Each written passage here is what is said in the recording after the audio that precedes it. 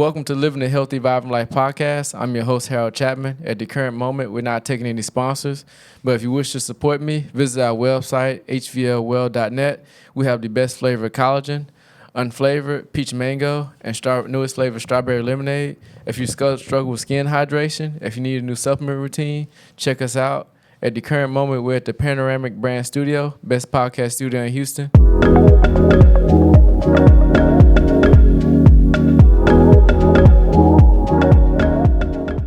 All right, we have a special guest with us. Former pro boxer, 25 knockouts, 44 career wins, Houston's very first world champion and title in 1992. Welcome, Reggie Johnson. Hey, how you doing, man? Pretty good, man. How you feeling today? I'm feeling well, man, and thanks for sharing your platform with me. And, I love communicating with boxing fans and just, the Houston and surrounding area people to bring them up to speed on the ultimate sport of boxing and, what it did for my life. All right. Before we get started, I'm going to tell you how me and Mr. Johnson met. So I was messaging a friend on Instagram, and he was like, man, I have a former pro boxer that you'd be interested in meeting. And I was like, who? He was like, Reggie Johnson. I said, oh, Reggie Johnson? I said, no way. And then he was like, yeah, man, I got him right here. So I didn't believe it. I thought he was BSing me. And then I reached out to him. Then Mr. Johnson, he told me his number. Then I called. I said, man, you Reggie Johnson for real? He's like, yeah, it's me. That's me. I was like, oh, man, I got to get you on the podcast. Yeah. And then it was just history from there. But Mr. Johnson, like, how did you, like, get started in the boxing? Like, what were you doing that before? Like, were you, like, beating people up in school or get picked on? Like, how did that start? Well, I wasn't beating people up in school, but I was fighting in school. And let me explain to you and tell you why I was fighting in school. I always defended the people who were being bullied. I would always step in and help them. I started boxing at the age of 12 years old, and I'll never forget, I went to Patrick Henry Middle School, and I remember one time we was on the bus getting ready to go home, taking us home, and this guy, this big old guy, man, he looked like he was a school teacher, somebody that worked with the at the school, and he just standing there slapping this young man, the young kid, and I'm like, hey, man, leave that guy alone. Quit that, man. Don't play, man. Leave that man alone. And then he looked at me, and then he started, I'm at the last seat in the, All right. And he started looking at me, talking to me, and him having words, and he started walking toward me. Of course, I stood up. Oh, shit. And this is why I always tell people, even in a boxing match, the smart man gonna always win. In a street fight, you got to be smart too. This guy, man, how huge he was. So he come up, get in my face, me and him going back and forth, and I did like this. I said, oh, the bus driver coming. And he turned around, it was over, bro. It's over. It's over. And keep in mind now, even in middle school, I was noted for being one of the boxing. Right. People knew that I was boxing. I had fought in the nationals and things of that nature. And, the principal and the late Mr. James Carter, who my late uncle took me to, Right. knew they always talked to the people at school, the principals and stuff, and let them know when I needed time to go, travel the nation to, Right. Fight in amateur tournaments. Okay. That's pretty cool, man. So how did you, like, what made you want to get into, like, actually, like, start, like, fighting, like, instead of, like, beating people up at school, like, start, like, fighting, like, amateurly and stuff like that? Like, how did you get into that? Well, like I just told you, my late uncle, Kenneth Iron Man Walker, may he rest in peace. We just buried him. It hadn't even been a year ago. But he took me to the Salvation Army Boys Club with him and Dennis Benjamin, his best friend. I just saw him last week. That lives in Northwood Manor. They took me to the Salvation Army Boys Club off of Jensen, close to the 59 freeway over there, and Lord Copy. And he took me to the gym with him, and they put me in there with a kid who had like 30 amateur fights. Right. And they had a look on their face when I sparred, and then late Mr. James Carter, who was the head coach over there, He's taking the gloves and the headgear off me. He said, young man, don't you know that you can become world champion? This is the first time you ever been in a boxing ring and you fighting and you a guy that done had like almost 30 amateur fights and you boxing like this. And that, that stayed in my head. And of course, coming from Filth Ward, you're gonna have those. Even in the daycare, you have situations where you're arguing, fighting, and then come on, elementary school, junior high, and then thank God, even at high school, I didn't have very many because I was on the USA boxing team. Oh wow, you was on the USA boxing team too? Oh, absolutely. Me, Tyson, all of us came up together. Oh wow. Medrick Taylor, Pernell Whitaker. I always like to share this story because I was, my dad was locked up. My mother had me when she's 14. I have twin sisters. Oh, wow. You got twin sisters. Yeah, and I had a job. I was working, man, at 14, 15. And I remember this one guy there, the assistant manager, this guy, the way he talked to people, this and that and this and that. And anyway, to make a long story short, one day I had clocked out.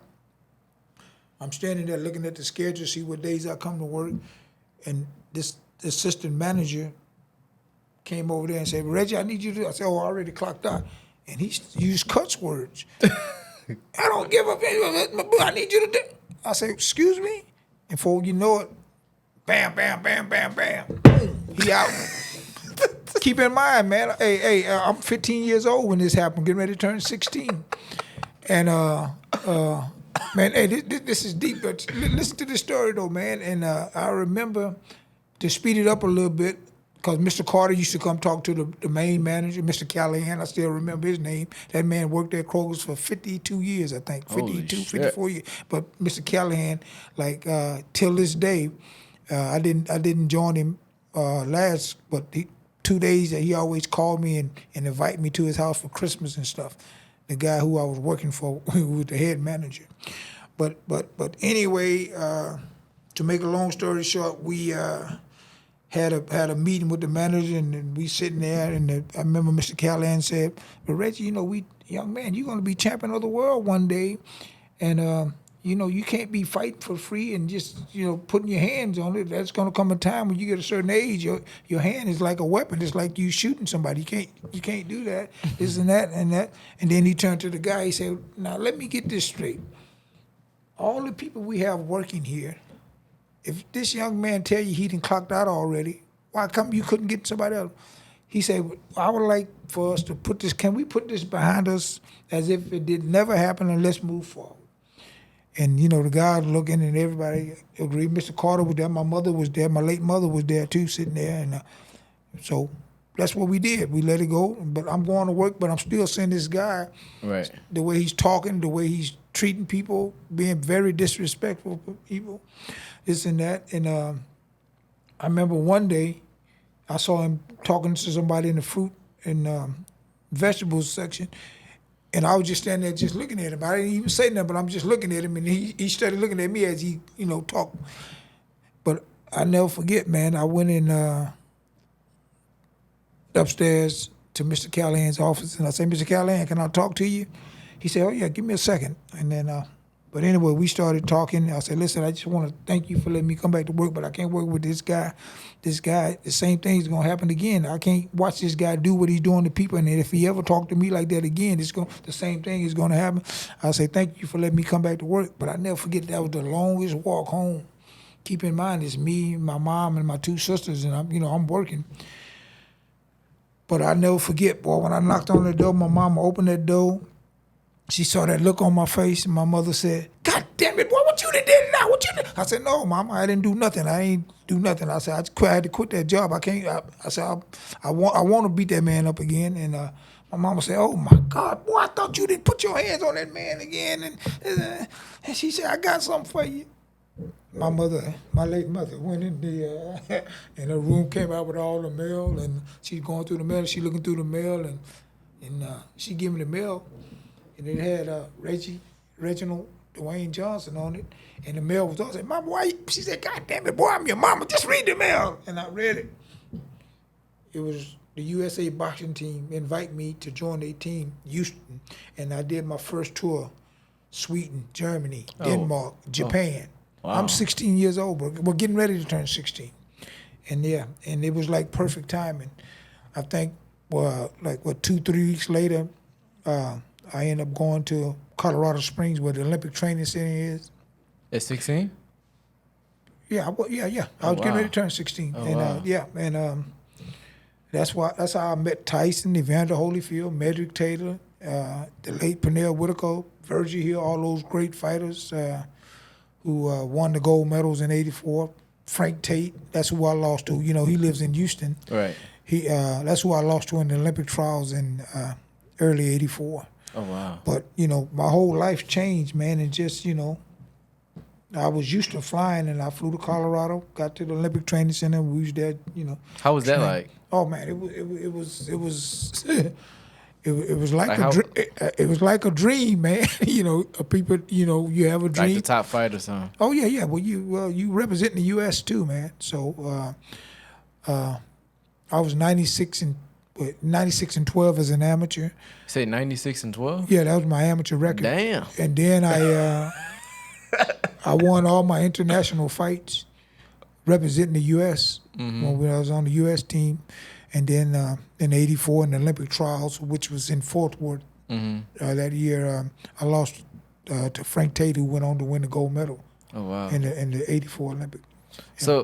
So about how many knockouts did you have during your amateur fights? Like, you know what? Back then I didn't have a lot of knockouts. That's a good question. That's something I would have to go average, back. Like an average. Like, what do you think? Like, I know it's probably not like right out, like a round off. 96 and 12. That's 180 amateur fights.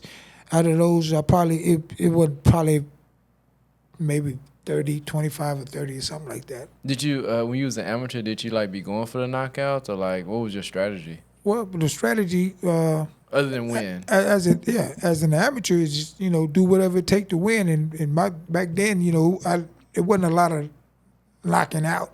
A guy could take so much punishment, they corner would throw the towel in or the referee would stop it. But I mean, as far as going out hitting a guy with one punch and knocking him out as a professional, I don't remember that happening for me, and it never happened to me as an amateur. And like Muhammad Ali, I started at age 12, amateur boxing. How was the Olympic trials? Like, how was that? Like, what was the vibe and the energy like that? Oh man, it was the energy, the vibe, everything, man. You getting ready to putting yourself in a position to represent the U.S. And then when you do your history and read what Joe Louis, Sugar Ray Leonard, and a lot of those fighters has done representing the U.S., winning those gold medals in different countries in different places. It just so happened the Olympic trials was here in Fort Worth, Texas, in our state. And I'll never forget this, though, when, I lost a decision, never been knocked out as an amateur or a pro. I had 52 pro fights, 108 amateur fights. But I just remember... So you wouldn't get knocked out, huh? Oh no. No. When they announced that Frank Tate had beat me right out the gate, and I remember going up in the stands at that stadium we was, and I was like crying just because man, my whole thing, Muhammad Ali is my hero, and him, I wanted to follow that same model. Yeah, model that he did, winning the gold medal and moving pro, but but when I think in retrospect, now, you think about Frank Tate won the gold medal. Frank Tate won a world title too, because I was with the people that signed him. But the late Mr. James Carter said, no, we got to find somebody else because you and him going to end up fighting each other as a pro. But at the age of 17. Mr. Carter found a group of people that gave me $250,000 and a brand new car. Oh wow! And I'm 17 years old, and that was a lot of money back then. Yeah, that was a lot of money back then, and so my mother and them going back and forth. I don't know about the turning pro, this and that, but My mother, when I told her those numbers I just told you, she said, "Wait a minute, boy. I don't wait a minute. Wait a Let me minute. put a little more thought How into many, this." how many zeros is that? How many zeros is that? Yeah. So since you were like 16, 17, did your mom have to sign off on anything like contract wise for you? My mother, yeah. Was she like your manager or what? No. I just for mentioned that my mother had it because I wasn't 18. She had, yeah. When I turned pro, she had to sign my contract. Oh, wow. As well. Yeah. Was she like kind of like your co-manager? Since No. My mother had nothing to do with the boxing.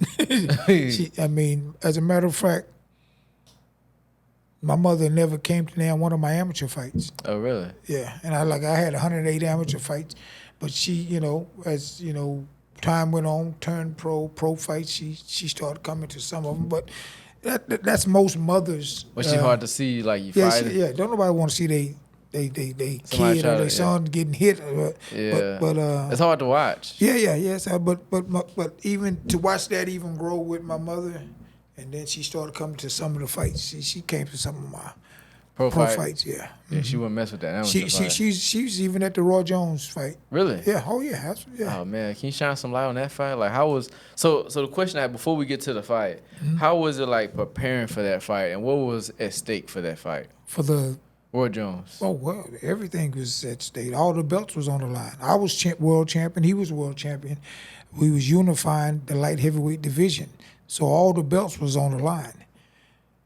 That was so. He became the undisputed light heavyweight champion, and like I tell everybody, Roy Jones was the best fighter of our era. Mm-hmm. And if anybody could say that, it definitely should be a man who fought him and say, "Hey, wait a minute, man, I fought on that level too." And I'm telling you, I fought James Toney, I fought him, I fought Julio Gonzalez, I fought other champions. Hey, Roy Jones was the best fighter of our era. How was it preparing for that fight, like leading up? Like, how was the preparation? Well, the preparation, you do pretty much the same thing you do for all your fights. You go through that process of getting your body in shape, but then you have your coaches and your trainers lay out the game plan.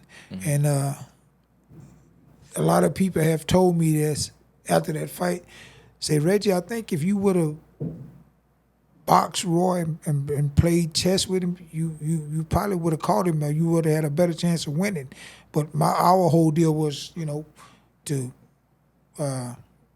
take care, address his speed, and that's to jump on him.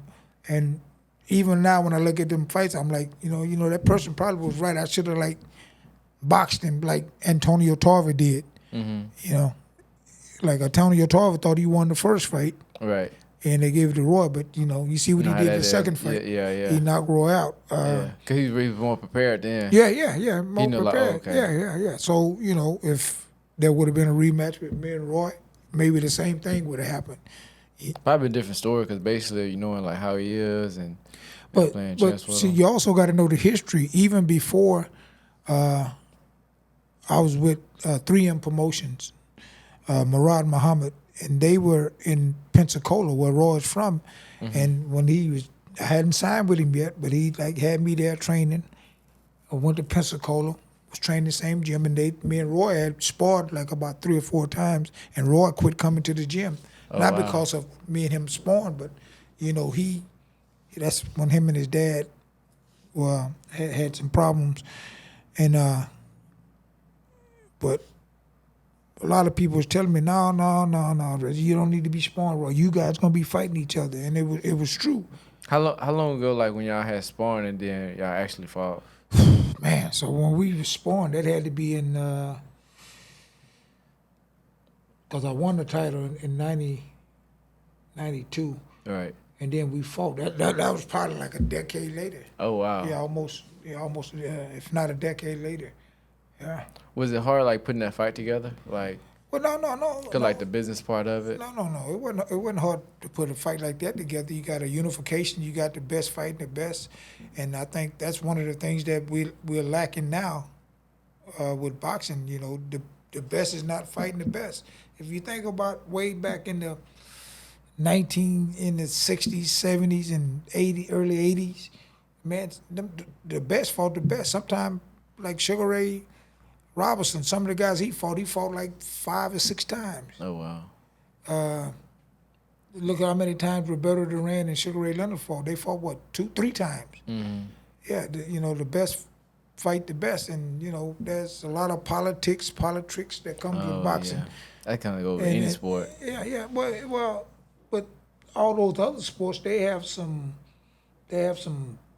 strategies or some stuff that's in line to take care of the athletes. Right. Boxing don't have that. Yeah. And sometimes you have, like I told you have the referee, you have the judges, the commentators. Right. They making more money than the 2 guys Damn. who got their life and health on the line. Damn. Yeah, so, but, like I said, boxing is the first sport. It's the ultimate sport. And, man, Muhammad Ali, Sugar Ray Robinson, Rocky Marciano, man, the list go on and on. And, the guys who laid it out for us to be able to do. What we doing now? Yeah, what we doing now with boxing.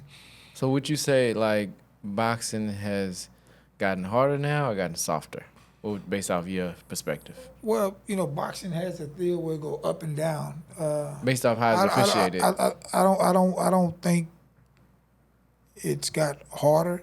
And when you say harder, if you're talking about the fighters who's fighting each other, it's kind of hard to really speak on that to say whether it's harder. But back then, think about it, man. The best, I mean, it's how it was officiated. How's officiated now? Well, I think it's getting better because I think they just had a incident that happened, and they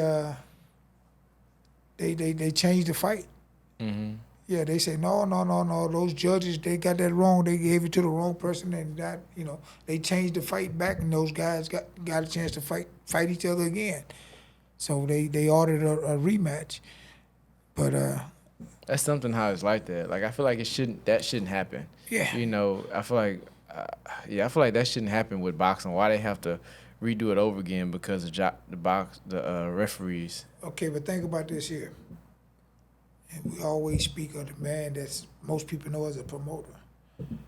But if you're a promoter, if you're a Don King, and because you can't manage a fighter and promote a fighter. No. You can't do that.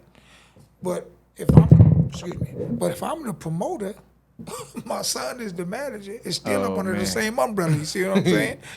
You see what I'm saying? And then promoters can sign the fighters who the fans want to see fight each other. Right. So he dictate. It's like you having 100 fighters up there, and you get to make that decision. Let's see, think we can make more money. The fans want to see this right here. Okay, well I get him and I bring them to the table and put them and make them fight. You see what I'm saying? Right. Yeah. It's like that, man. That's boxing. Man, that's. So would you say the business is similar, like the same, or you say it has evolved or changed? Like the business of boxing, like the promotion through the pay-per-view. I think it's changed a little bit that benefit fighters, but man, we still got we got a long way to go, man. Mm-hmm. But until fighters come together and say, man, enough is enough.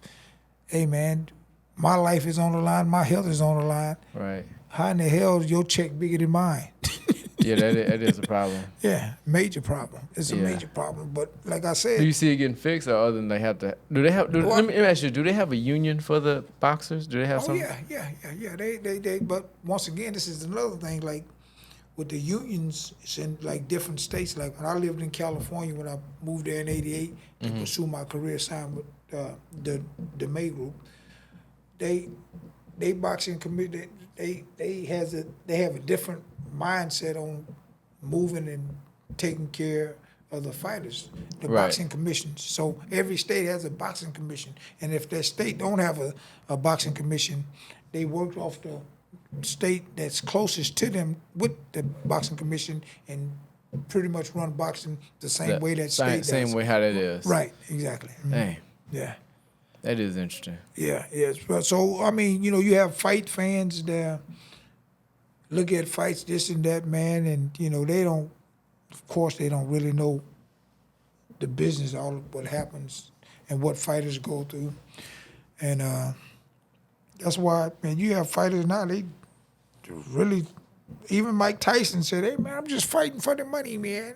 Yeah. You remember he said that? I'm just fighting for the money, man. He didn't really care about that. He just, as long as he getting paid, that's all he cared about. And come on, man, Mike is, man, he a legend. He's one of the best fighters of our era, man. I got a freak of nature, man. And me and Mike was like this. We was on the U.S. team together. Yeah. And me and Mike was on the U.S. team together. Me and him lost in the Olympic trials. We lost to the two guys who won the gold medal. Went on to win the gold medal in the '84 Olympic trial. Would you say your family supported you throughout your boxing career? Like, was your family there, like, to some of your fights and stuff like that? Yeah. Well, my uncle who started me to boxing was boxing. They was more. They loved boxing, but they still lived the street life. And right. I was so focused in my love for being able to, box, and then you get older, you get wiser, man. Hey man, I can also make life better for my sisters, my mother, and my family. Right. And another thing that I forgot to tell you, my mother she wasn't really with me. She said, you're only 17 years old, boy. You know, turning pro at 17. Found out I had a kid on the way. My mom said, oh, yeah, boy, you already pro. Oh, yeah, shit. You turning pro now. Yeah, you pro for real now. Yeah.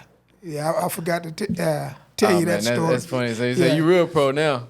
Yeah, my mother. Got a kid on the way. Yeah, you had a kid on the way. And right now, my daughter's, she just turned 39, my 39? Oldest kid. Oh, wow.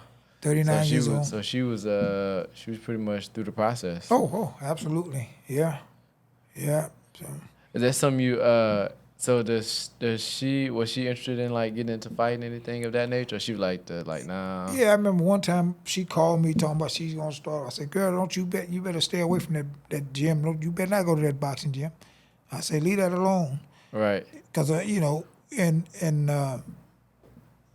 her being a female young lady, it makes it even harder for her. But, yeah, it is. But at the end of the day, if somebody, if she would have been real serious about it, and Dad, I'm grown. I want to box. You did it. If she would have did it, I would have supported her. Right. You know what I'm saying? I would have been there for her. But right. I guess she took my advice on it. Well, the business end of it. But look at that, Layla Ali. Oh yeah. That's on a different level. Her dad, Ali, right. my hero in and out the ring, Muhammad Ali. Joe Frazier's daughter, they fought each other. Oh wow, yeah. Yeah, I don't know if you remember that fight or did you see that fight? I heard about it, but I didn't see that fight. Okay, yeah, but Layla Ali had won, but they had that female boxing is making some moves. It is. Yeah, it's Are you still, like, involved in any coaching or mentoring with, like, any new boxers? Well, I do that on and off. Me and this one guy, business guy, had a gym, and I kind of like,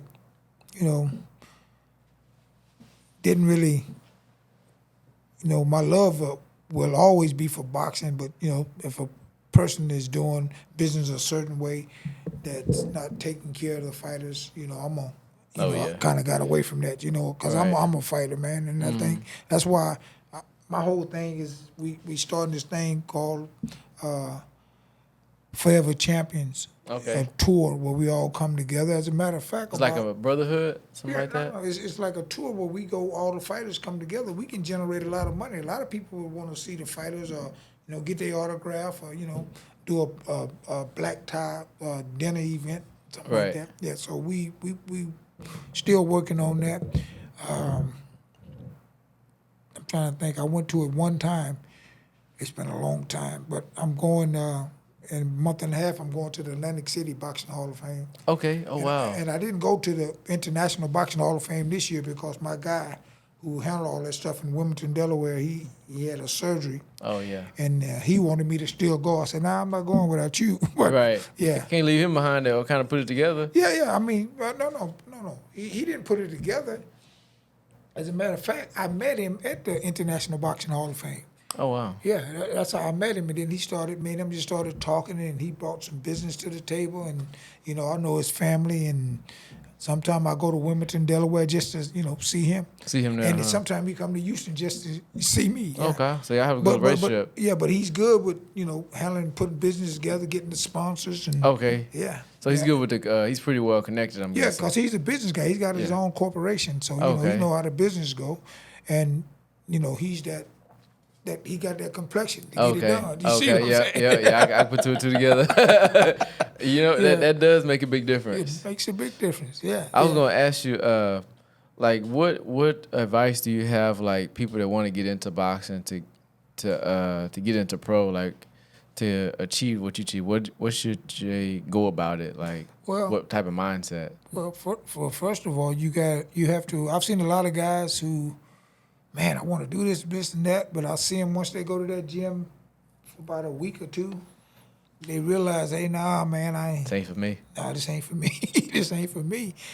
But that's the thing I'm experiencing right now, because, like I told you, when my son did that, when we was all having dinner, he wanted to box. I'm like, okay. At the end of the day, okay. And I didn't call him, and he steady calling me. So I'm like, okay, well, he must want to do it. But still, there's another part you got to see when he get in there.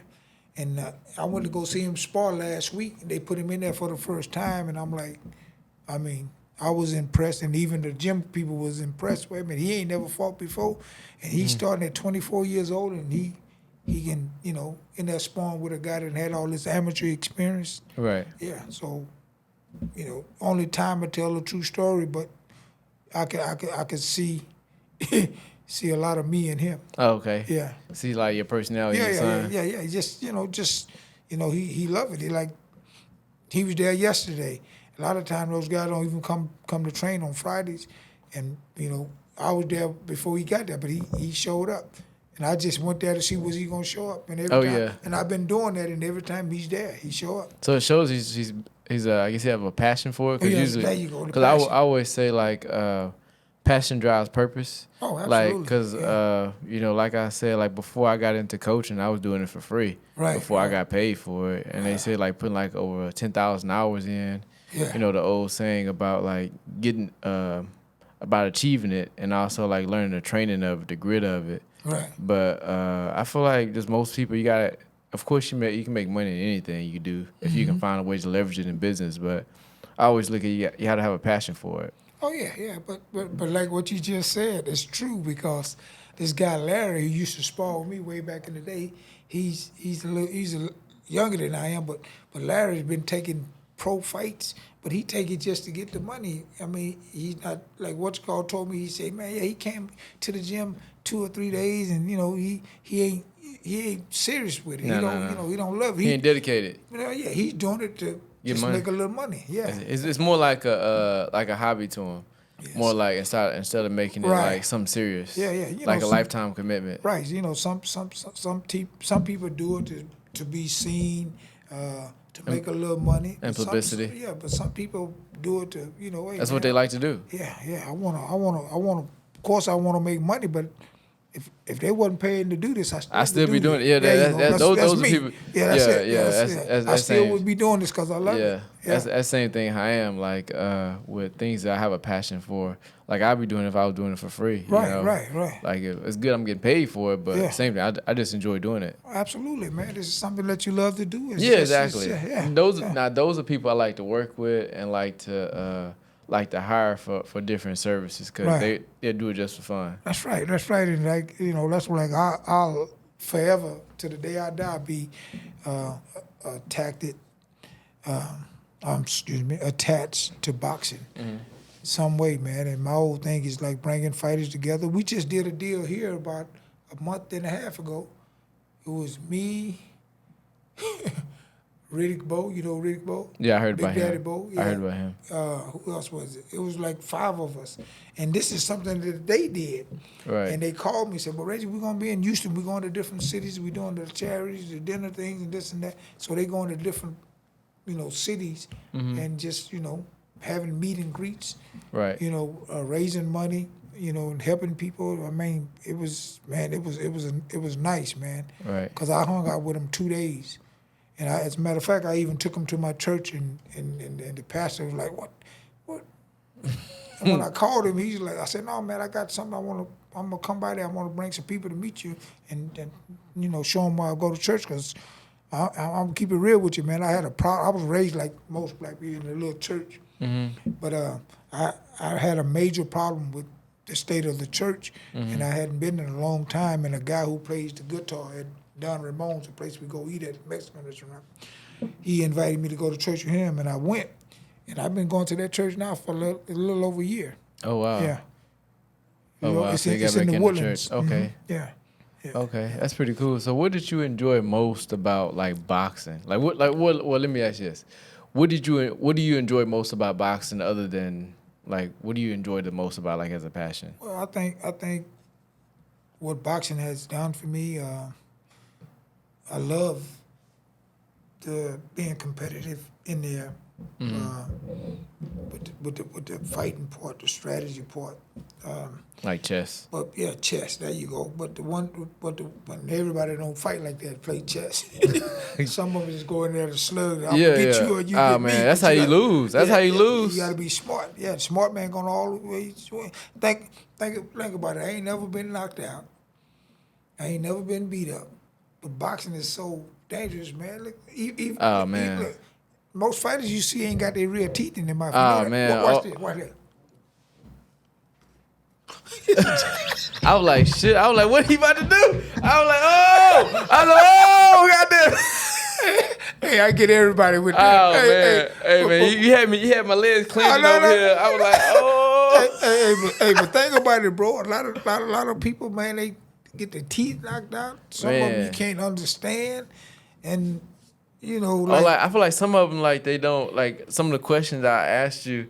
Some of them had like really bad concussions that they can't remember. Like some of the things I asked you about your childhood. Right. I'm sure some of the other boxers, some of them that really got beat up real bad, they probably couldn't remember. Well, man, like I told you, my hero in and out the ring. There's a lot of great fighters. Like I think I aforementioned, but Muhammad Ali was my man, and like even with Ali, what he did to Joe Frazier. Like he's talking about, no, you can't understand Joe Frazier, man. I know that was, Ali was a character, man. He was, he was something else. Yeah, he was something else, but Ali was a guy who, when he take a stand for something, and he stand tall on it. And I remember we had an event here one time, and Joe Frazier's son was here, and I was talking to him, met him, introduced him to him. So I said, hey, man, one thing, you can't say Muhammad Ali without saying Joe Frazier, and you can't say Joe Frazier without saying Muhammad Ali. No, you can't. And man, don't you know, man, this dude was crying, bro. Really? Yeah, his son. He boxed. He the one that got knocked out by Larry Holmes. Really? Yeah, Marvin Frazier. Mm-hmm. And that's been probably been a long time ago. About 3 years ago. Not that long, about 3 years ago. I'm trying to think what event we was at, but he was here. And yeah, that dude, man, brought tears to his eyes. But man, he loved Ali, and he was the one that brought Ali and Frazier. He told his dad, "Come on, man, that's been years, man. Leave that alone, man. You and Ali have a history together." And that's how he the one put Ali and Frazier together like that. Yeah. Okay. Yeah. So how does boxing look like to you, like after you retired? Like how was that transition and process for you? You mean like when you retired? The actual boxing? When you retired, because now you're not like okay. that lifestyle. Well, my last fight was in 2008, and I fought the late Julio Gonzalez. May he rest in peace. Because once again, man, a lot of people don't know the whole stories. This is why, the documentary will tell my story. The late Julio Gonzalez, who became champion, me and him used to have to spar each other in California. Mm-hmm. Years later, we had to fight each other. Right. And that was my last fight in Louisiana. I fought him for a world title, and he ended up going back to Mexico, and he got hit by a drunk driver. He was on a motorcycle, Julio Gonzalez.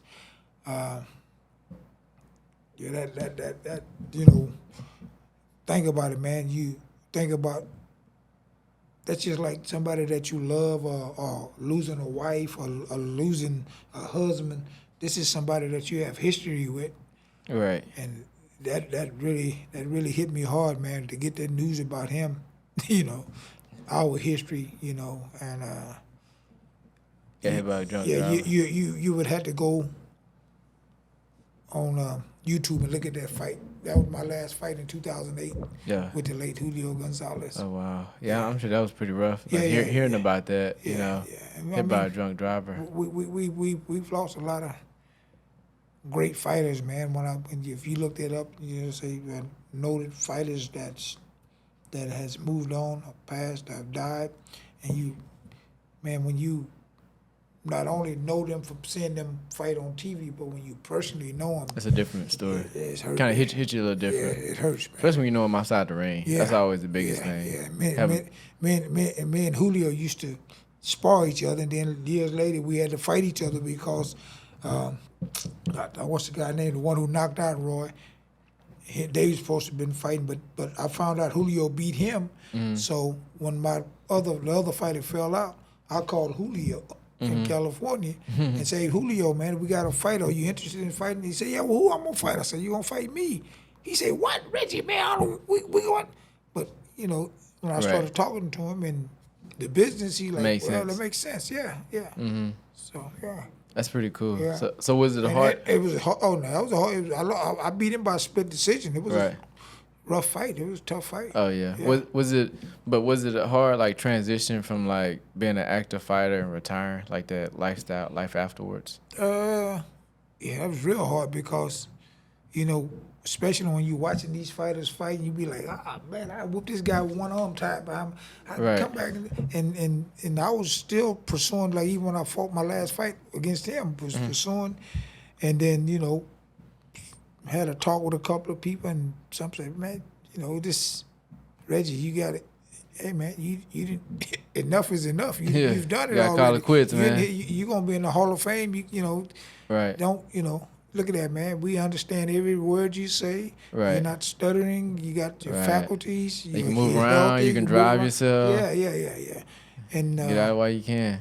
so, you know, I grabbed that, and even with that being said, I'm like, man, I'm looking at these guys, like, but at the end of the day, I took that advice, and enough is enough. Right. And think about it, I've been boxing since I was 12. Right. So that's been my whole life. Yeah. How do you keep yourself in good shape like now? Well, one of the things I do, you ever heard of saladas, salad bar? Yeah. I think one time I did 12 days in a row, but I try to eat that every day. Wow. Yeah. Out of a week, I'm gonna be there at least 5-6 days. 5-6 days. Yeah, so I eat healthy. I'll be 57 next week. Well, on the 28th, August 28th, I'll be 57. Oh wow. I've never had a beer in my life. Nothing foreign ever been in my body. Oh, wow. I didn't, I didn't live that life. Do you still like exercise, like keep yourself like work out stuff like that? You know, that's another thing, man. When you boxed all your life and this and that, and you have ons and off when you come back, you know, work out like Lifetime Fitness. I'm a member there. I go there sometime, but and sometimes you focus on it, sometimes you're not. You know, you have other things going on like business. Yeah. You I know so- you was telling me you have a lot of things going on like with business outside of. Oh, that yeah, keeps yeah. you extremely busy. Yeah. That you was telling me about. Right now, I got at the table Africa. They want to host me in Africa. Yeah. I'm gonna go there probably a couple of weeks. Yeah. So. That's pretty cool, man. Like, to know that you're still busy. You know, like some people turn into a couch potato. Oh yeah. After they, you Oh, know, yeah, you know exactly what I'm I'm be a talking couch potato. Be a couch potato. Yeah, I got too much stuff and You got still yeah. kids, grandkids, man. That's good you keep yourself active, man. Yeah, Because yeah. I hate to see that when people retired or really been good at their craft. Yeah. Next thing you know, you see them go out doing downhill because they're not like. Always been a thing. It's almost like when a person retires from a job. It's like, what are you doing to keep yourself active so you won't start declining fast? You know what I mean? You know before and, like and, people. and a lot of people when they retire from their job, they didn't put all their work in. They retire, and some of them be so bored they go back to work. Yeah, exactly. Exactly. Exactly. It's like, but the thing is, I always tell you got to plan for that. Like when you Yeah. retire, like what are you going? We can't just retire and then be like, okay. Yeah, But then you get bored because now you're looking at the day just passing you by. You're supposed to be doing this, and like you don't have nothing to do. So you're like, I might as well just go do some work. And see that's a little different with me because I'll always, till the day I die, address the ultimate sport of boxing from the business perspective of it, Right. trying to clean it up, and you know, of course we want to take care of the fans. Right. You got to take care of the fans. That's who writes your check, the fans. Right. Oh yeah. You see what They I'm cutting the saying? check. Yeah. That's right. So the best fighting the best, and then when the best fight the best, we want everybody, when that bell ring, whoever's in there, we want them to be taken care of. Right. Yeah. So what do you say some core values you had to live by when you was like in boxing? Like for example, like being disciplined, like having some grit. Or like what were some core values you had for The yourself? core values is being focused on what you're trying to accomplish and what you love to do. Being focused on, like I told you, I'll be 57 coming up a couple of weeks. I've never had a beer before in my life. And I was taught that by Mr. Carter. He said, don't ever put anything foreign in your body. Right. And, so no drinking, no smoking. And trust me, man, I'm from Fifth Ward, and Oh yeah. my uncle and them, watching them out, I didn't see them do it, but I Yeah. didn't do it. Yeah. Yeah, because I was getting high off boxing. Right. That's good. You kind of stayed in your I was lane, getting man. jacked up on boxing, bro. Right. Yeah, can't get no higher than that. Right. It's good you stayed in your Yeah. lane. So Yeah. my final question I have for you is, what does a healthy, vibrant life look like for you? Mean to you? Well, it means that I have a chance to that's to live a long life. Mm-hmm. All the places I've been. I think there's 7 continents. I've been to 5 of them by way of boxing. Seen the world, which is really, when I think in retrospect, you really learn. Wait a minute, man. The world is bigger than Fifth Ward, bigger Oh, than man. Houston, bigger than Texas, bigger than the United States, man. There's people, man. It's crazy, and I'm gonna tell you one thing. Even though I started flying planes to Tucson, Arizona, when I was young, like 6, 7, because every summer I used to go to my dad's mother house, my grandmother, Right. and but that's another thing, man. Sometimes you have to deal with things that you're not comfortable with to get accomplished what you're, Right. what you're focused on and what you're trying to accomplish.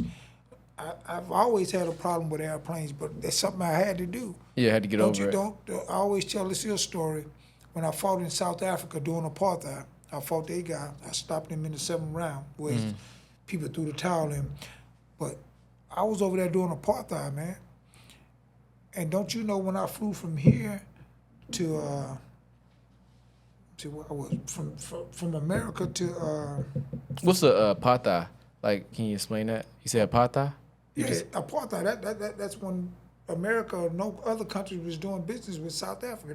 They was messing over South Africa. Okay. And a lot of people wasn't going there because what the South African people was doing to their people, Oh, to wow. their own people. But I fought over there doing apartheid. Just look that up. Yeah, that was in. And then the guy I fought, he was South African, a white South African guy. Matter of fact, Charles Oosthuizen is his name, and later on down the line, as time went by, he had 2 sons box. One of his sons came to America and beat the Johnson guy here. I'm not related to him, but right here in Houston, he beat the Johnson guy here. Oh wow. Yeah, Damn. yeah, it's crazy. It's like history repeating itself in a way, but it's just, I beat him in his backyard, and then he came over and beat the Johnson over here in his backyard. Okay. Yeah. Well, as we come to a close, I have to, as we finish to close the show, I have to let you try one of the collagen flavors out. So we Okay. have unflavored peach mango and strawberry lemonade. Which one would you like to try? My only drug has been sweets, brother. So you know that would you say peach what? This is peach mango and this is strawberry lemonade. Oh, that Uh-oh. peach mango, man. All right, pass me a What is what question you have? strawberry lemonade? That sounds good. Yeah, I'll try that strawberry All right. lemonade. So what you There you do? go. Drink some off the top. Oh, okay. So this is so there's no like fructose or sucrose in there, and there's no like artificial color. So like it good for like skin hydration, skin elasticity, hair, nails, and skin. Oh yeah. Yeah. Oh yeah. I don't know if do you take any you ever took collagen before?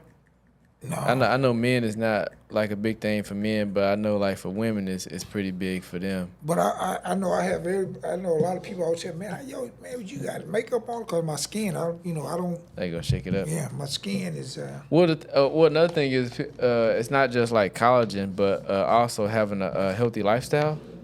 That helps out a lot. Okay. But like you said, you probably want to close the top up a little better. Yeah, that's right. But it's going. Oh, there. But like you say, you don't drink like that, and you pretty much eat like Solana. You take care of yourself. Saladas, yeah. I eat salads just about every day. Like I get the grilled chicken. Shake it up a little better. There we go. I get the grilled chicken. Sometimes I do the seafood. And that There you go. Shake it up a little harder than let me that. ask you, so you never been to Salada? Yeah. I know exactly what it is. Every day. I try to go every day, man. I can. Yeah. So usually my favorite is the strawberry lemonade because I'm a strawberry person. Okay.